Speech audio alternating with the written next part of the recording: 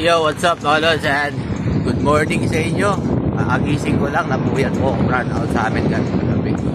And balikan lang po natin yung binaha dito po sa amin. Kasi marami po nagpuputak dyan ng mga vlogger sa Manila na grabe daw po yung baha sa amin, no? Which is normal na po dito sa amin kapag bumabaha po sa bukid. Ayan po mga idol, hindi na po yan mapipigilan kahit gaano po kagaling yung presidente ninyo. Basta bumaha yung bukid, bumaba dito yung tubig doon, umaapaw talaga yung mga sapa dito. So babalikan natin, papakita lang natin kung gaano ba kalala talaga, ha. Ikumpara natin dyan sa inyo sa Manila.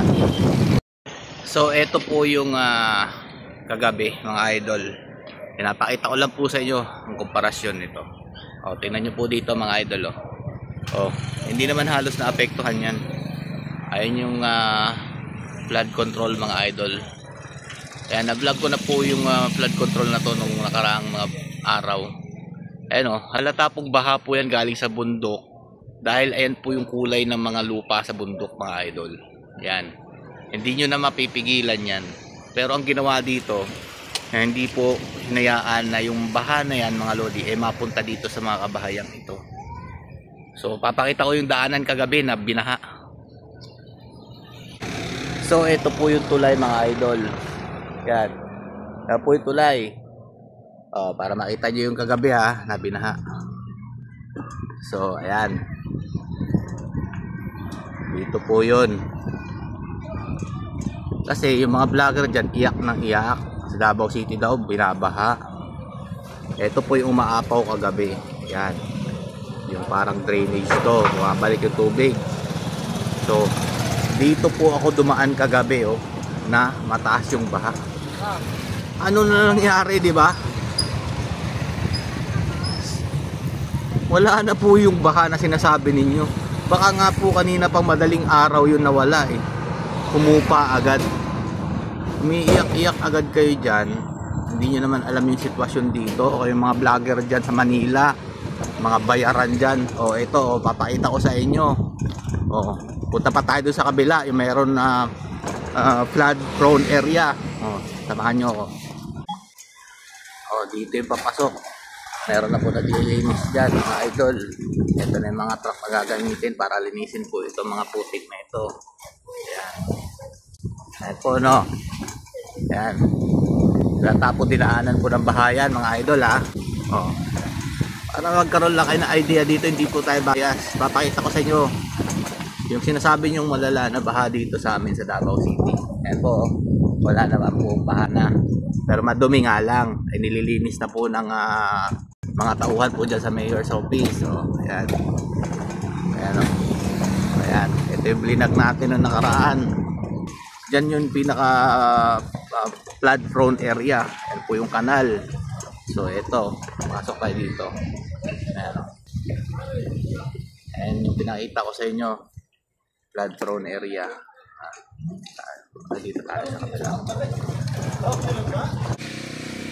So ito yung tulay na blinag ko noong nakaraan mga lodi. Ayan. Pakita ko lang sa inyo. Ito po yung sinabi kong pinipigilan ito, flood control na to. Pupunta tayo dito, tingnan natin yung mga apektadong bahay. Ayan,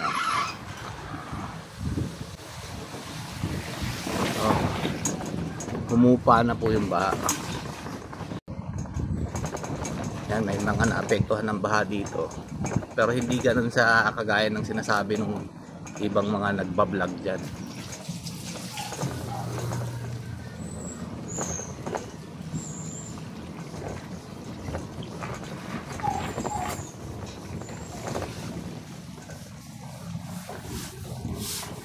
Ito mataas-taas dito. Mga idol.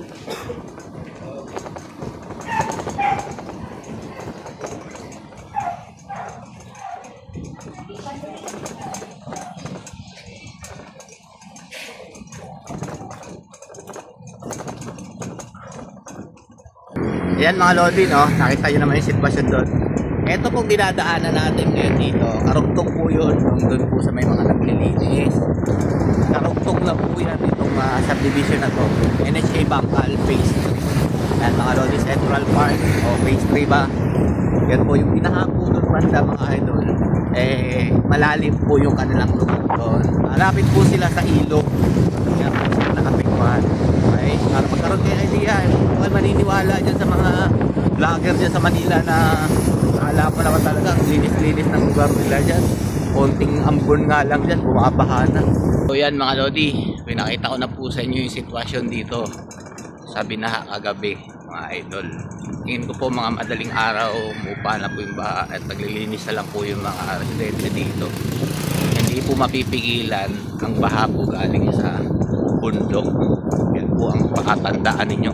Kahit saan lugar nyo pa po yan itanong. Pero yung dyan sa inyo, sa Maynila, sa kaunting ambon lang, bumabaha na. Dito, baha galing sa bundok. Kaya po sila nasasalanta dito. Okay? So yan po mga lodi. Sana magkaroon kayo ng idea. Huwag kayo bias, mga taga Manilang vlogger na bayaran. Okay? Stay safe. God bless you all. Duterte pa rin.